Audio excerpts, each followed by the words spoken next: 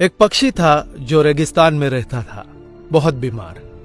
कोई पंख नहीं, खाने पीने के लिए कुछ नहीं, रहने के लिए कोई आश्रय नहीं था। एक दिन एक कबूतर उधर से गुजर रहा था।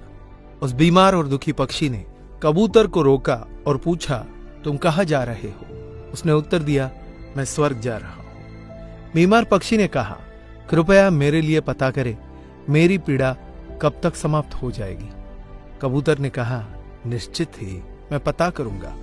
कबूतर ने इतना कहकर बीमार पक्षी से विदा ली। कबूतर स्वर्ग पहुंचा और प्रवेश द्वार पर देवदूत को बीमार पक्षी का संदेश दिया। देवदूत ने कहा, पक्षी के जीवन में अगले 7 वर्ष तक इसी तरह कष्ट लिखा हुआ है। उसे ऐसे ही 7 वर्ष तक कष्ट भोगना पड़ेगा, तब तक उसके जीवन में कोई खुशी नहीं है। कबूतर ने कहा, जब बीमार पक्षी यह सुनेगा तो वो निराश हो जाएगा। क्या आप इसके लिए कोई उपाय बता सकते हैं? देवदूत ने उत्तर दिया, उससे कहो कि इस वाक्य को हमेशा बोलता रहे, इन सब के लिए भगवान तेरा शुक्र है। वापसी पर जब वह बीमार पक्षी कबूतर से फिर मिला तो कबूतर ने उस स्वर्ग दूत का संदेश दिया।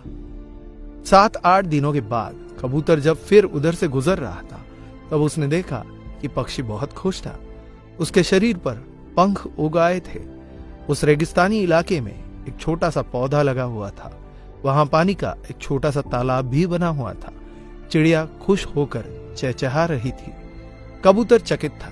देवदूत ने कहा था कि अगले 7 वर्षों तक पक्षी के लिए कोई खुशी नहीं होगी। इस सवाल को ध्यान में रखते हुए कबूतर स्वर्ग के द्वार पर देवदूत से मिलने पहुंच गया। कबूतर ने देवदूत से अपने मन में उठते हुए सवाल को समाधान करने के लिए पूछा तो देवदूत ने उत्तर दिया, हाँ, यह सच है कि पक्षी की जिंदगी में 7 साल तक कोई खुशी नहीं लिखी थी, लेकिन क्योंकि पक्षी हर स्थिति में इन सब के लिए भगवान तेरा शुक्र है बोल रहा था और भगवान का शुक्र कर रहा था, इस कारण उसका जीवन बदल गया। जब पक्षी गर्म रेत पर गिर गया तो उसने कहा, इन सब के लिए भगवान तेरा लाख लाख शुक्र है। जब यह उड़ नहीं सकता था तो उसने कहा, इन सब के लिए भगवान तेरा लाख लाख शुक्र है। तब उसे प्यास लगी और आसपास पानी नहीं था तो उसने कहा, इन सब के लिए भगवान तेरा शुक्र है। जो भी स्थिति हो, पक्षी दोहराता रहा, इन सब के लिए भगवान तेरा शुक्र है। और इसलिए 7 साल 7 दिनों में समाप्त हो गए। जब मैंने यह कहानी सुनी तो मैंने अपने जीवन को महसूस करने, सोचने, स्वीकार करने और देखने के तरीके में एक जबरदस्त बदलाव महसूस किया। मैंने अपने जीवन में इसको अपना लिया। इन सब के लिए भगवान तेरा शुक्र है। इसने मुझे मेरे विचारों को मेरे जीवन में बदलाव लाने में मदद की।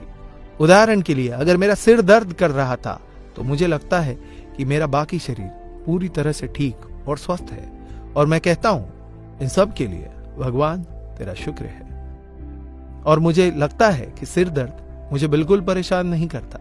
इस भगवान के शुक्राने का मेरे जीवन पर वास्तव में गहरा प्रभाव पड़ा। मुझे लगने लगा कि मैं कितना धन्य हूं, मैं कितना खुश हूं, जीवन कितना अच्छा है। इस संदेश को साझा करने का उद्देश्य हम सभी को इस बारे में अवगत कराना है कि कितना शक्तिशाली है यह, हमारे जीवन को नया रूप दे सकता है। इसलिए आभारी रहे हर चीज के लिए, उस परमपिता परमात्मा के, और अपने दृष्टिकोण में बदलाव